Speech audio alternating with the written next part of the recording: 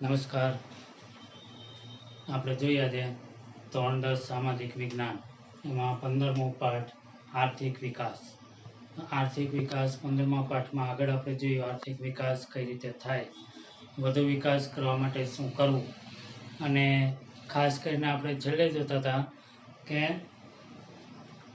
ઉત્પાદનના સાધનોની ફાળવણી, કઈ રીતે વધુમાં વધુ ઉત્પાદન કરવું, આવક મેળવવું, એના માટે સાધનોનો કઈ રીતે ઉપયોગ કરવો. તો એમાં મુખ્ય બે પદ્ધતિ આપણે જોઈ, બજાર પદ્ધતિ, સમાજવાદી પદ્ધતિ. બજાર પદ્ધતિ જે સ્વતંત્ર પદ્ધતિ તરીકે, મુક્ત પદ્ધતિ તરીકે ઓળખવામાં આવે છે. સમાજવાદી પદ્ધતિ જે નિયંત્રિત પદ્ધતિ તરીકે ઓળખવામાં આવે છે. આ બંનેની વાત આપણે કરી, એના લાભ, મર્યાદા, એની વિશેષતાઓ. તો આ બંને બાબત સંપૂર્ણ સક્સેસ નથી અથવા તો પૂર્ણ નથી, એની પણ મર્યાદાઓ છે. અને જો કોઈ પણ એક પદ્ધતિ અપનાવવામાં આવે તો આપણે પૂરેપૂરો વિકાસ કરી શકીએ નહીં, એની ઘણી બધી મર્યાદાઓ છે. તો આ બાબતને ધ્યાનમાં લઈ અને બંને બાબતની જે મર્યાદાઓ છે દૂર કરવા માટે અને દૂર કરીને એક ત્રીજી પદ્ધતિ અપનાવવામાં આવી છે, જેને મિશ્ર અર્થતંત્ર તરીકે ઓળખવામાં આવે છે. મુખ્ય બે જ છે, બંનેની મર્યાદાઓ દૂર કરી અને સારું એવું ઉત્પાદન મેળવી શકીએ, સાધનોનો ઉપયોગ કરી શકીએ, એટલા માટે આ ત્રીજી પદ્ધતિ છે જેને મિશ્ર અર્થતંત્ર તરીકે ઓળખવામાં આવે છે. તો મિશ્ર અર્થતંત્ર શું છે?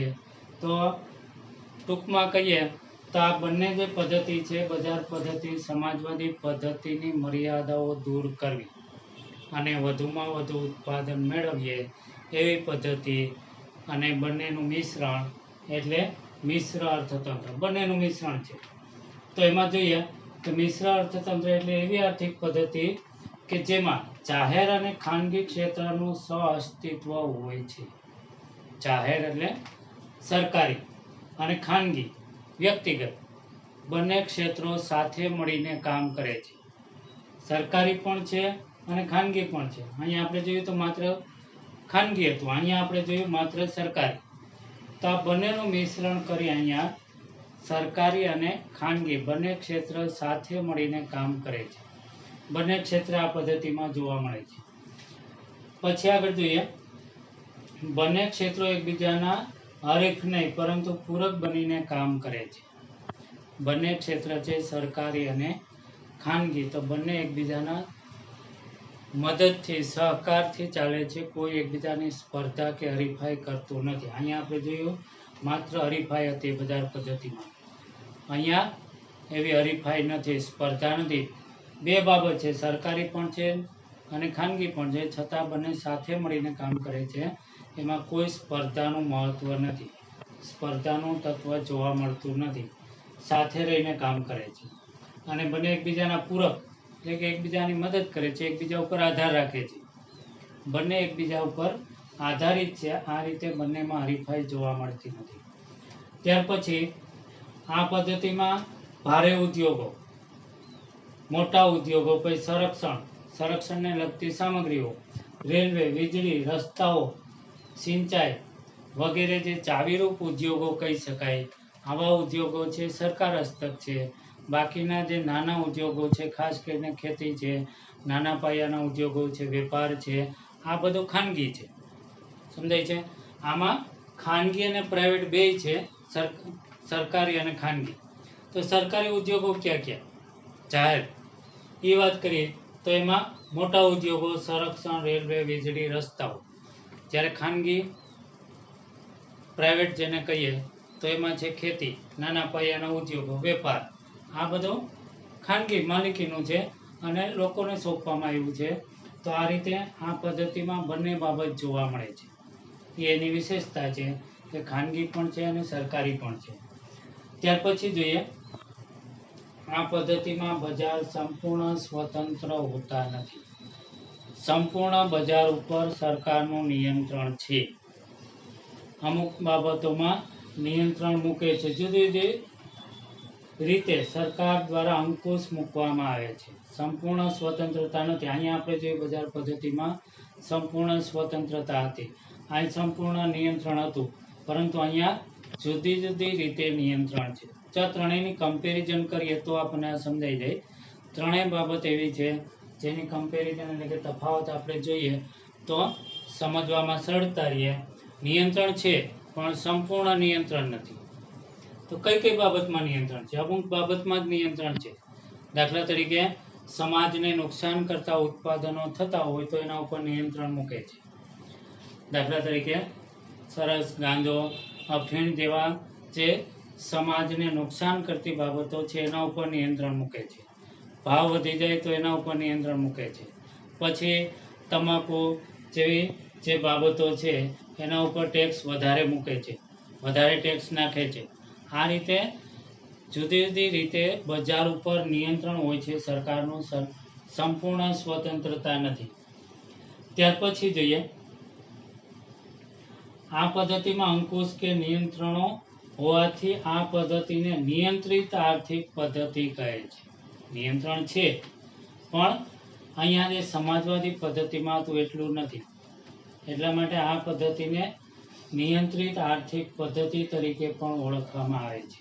તો આ રીતે જોઈએ આ મિશ્ર અર્થતંત્રને લઈ આજે વિશ્વની અંદર મિશ્ર અર્થતંત્રનું પ્રમાણ વધારે જોવા મળે છે.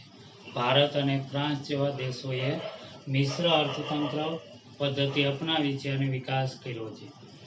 અને બંને બાબત જોવા મળે. વિશ્વના ઘણા બધા દેશો છે જે સમાજવાદી પદ્ધતિ અપનાવતા આજે એને પણ થોડી ઘણી છૂટછાટ આપી છે.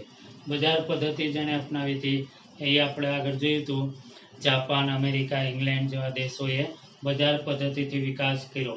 એણે પણ આજે થોડી ઘણી છૂટ આપી છે, મિશ્ર અર્થતંત્ર અપનાવ્યું છે. તો આ રીતે જોઈએ તો મિશ્ર અર્થતંત્ર અપનાવનાર વિશ્વમાં ઘણા બધા દેશો છે ને એનાથી ઘણો બધો ફાયદો પણ થાય છે, ઘણું બધું ઉત્પાદન મેળવી શકાય છે અને સમાજના હિતને ધ્યાનમાં લઈ સમાજ ઉપયોગી ઉત્પાદન કરી શકે છે.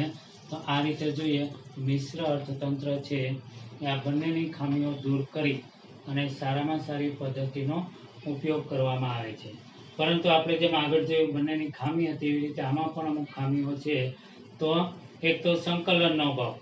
સરકારી તંત્ર અને જાહેર અને ખાનગી તંત્ર જો બંનેમાં સંકલન એટલે કે સમજદારી ન હોય તો યોગ્ય કામ કરી શકાય નહીં.